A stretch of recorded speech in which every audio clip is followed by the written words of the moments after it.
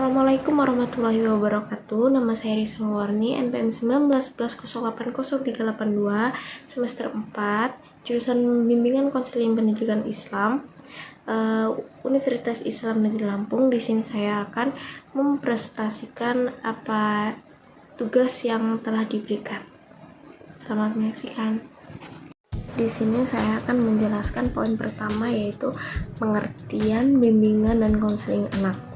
Pengertian bimbingan dan konseling anak itu adalah konseling terhadap anak dan dengan melibatkan konselor dengan anak-anak sehingga anak bisa berbicara bebas mengenai masalah yang menyakitkan.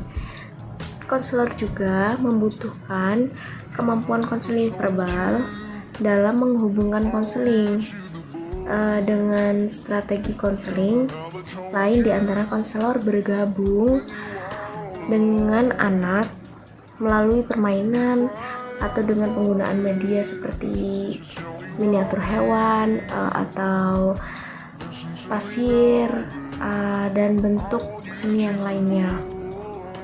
Sedangkan lagi yang B adalah pengertian bimbingan dan konseling remaja, yaitu di mana bimbingan konseling remaja adalah masa peralihan dari masa anak-anak ke menuju masa dewasa, bukan masa transisi, tetapi yang mana digaung-gaungkan karena mereka telah dicap mengalami kegamangan.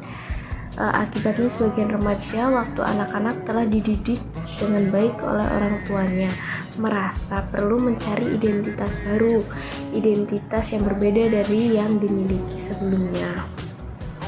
Yang C adalah tujuan bimbingan dan konseling anak. Tujuan bimbingan dan konseling anak itu yang pertama itu kebahagiaan hidup pribadi. Contohnya, seseorang anak didik meraih prestasi di sekolahnya.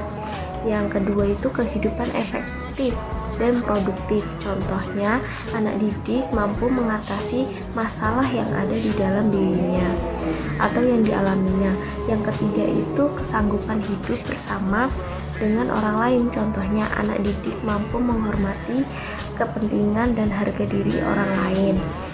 Selanjutnya itu ada keserasian antara cita-cita anak didik dengan kemampuan yang dimilikinya. Contohnya, anak didik mampu mempersiapkan bidang bekerja apa yang tepat untuk dirinya.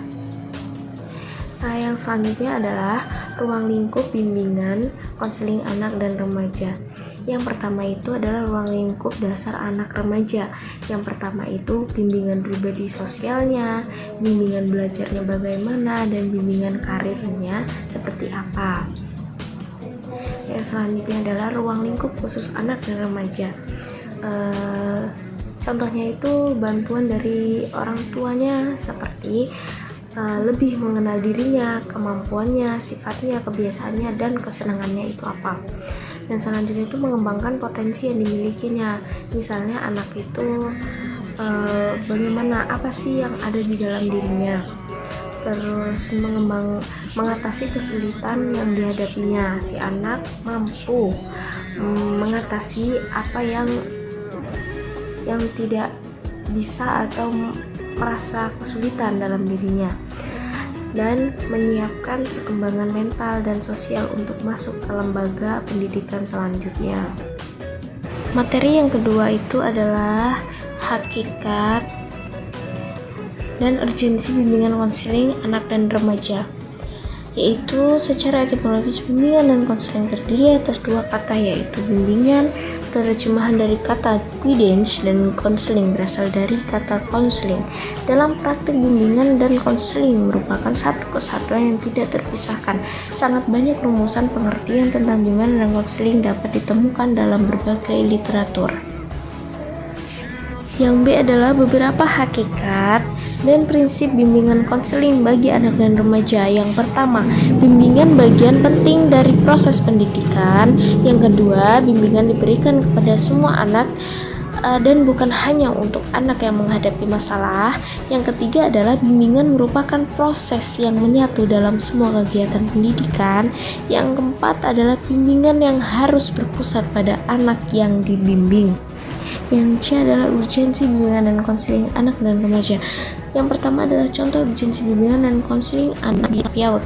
Salah satu layanan konseling di lembaga PAUD itulah mencari di lembaga PAUD, sebab penemuan dan pemahaman akan dirinya sendiri akan sangat membantu mereka dalam menyesuaikan diri dengan lingkungannya yang baru yang akan dihadapinya. Di samping itu pun, penemuan jati diri atau kepribadian anak didik dapat membantu mereka dalam mengembangkan bakat, minat, dan potensinya. Yang kedua itu adalah contoh urgensi bimbingan konseling bagi remaja menurut Aunur Rahim Fakih tahun 2001, bahwa latar belakang perlunya bimbingan dan konseling karena manusia memiliki unsur jasmaniah atau biologis dan psikologisnya atau mental atau rohaniahnya. Manusia sebagai makhluk individu sosial berbudaya dan sebagai makhluk Tuhan. Yang dia adalah karakteristik bimbingan konseling di sekolah dasar atau madrasah ibtidaiyah. Secara formal, pemerintah telah menetapkan dasar acuan pelaksanaan bimbingan dan konseling di SD dengan peraturan pemerintah nomor 28 tahun 1990.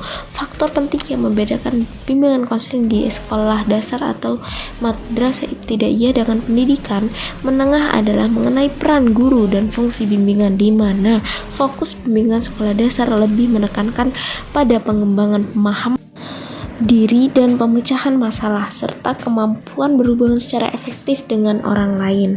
Materi yang terakhir adalah konsep dasar BK anak dan remaja, tujuan dan fungsi BK dan remaja. Fungsi bimbingan dan konseling untuk anak usia dini dan remaja tidak jauh berbeda dengan orang dewasa, yaitu fungsi pencegahan, yaitu fungsi pembimbingan konseling yang akan menghasilkan tercegahnya dan terhindarnya peserta didik dan berbagai permasalahan yang mungkin timbul yang akan mengganggu, menghambat atau menimbulkan kesulitan dan kerugian tertentu dalam proses perkembangannya. Adapun fungsi pemahaman, fungsi perbaikan, fungsi pemeliharaan dan pengembangan, fungsi penyembuhan, fungsi penyaluran, fungsi penyesuaian, dan fungsi fasilitasi. Adapun tujuan dan konseling anak dan remaja, yaitu masing-masing individu tidak memiliki kemampuan yang sama dalam menghadapi masalahnya. Tujuan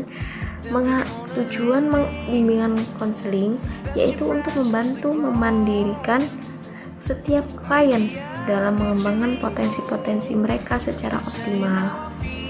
Contohnya pemahaman, berhubungan dengan orang lain, kesadaran diri, pemecah masalah, aktualisasi diri atau individuasi, ada juga pencerahan.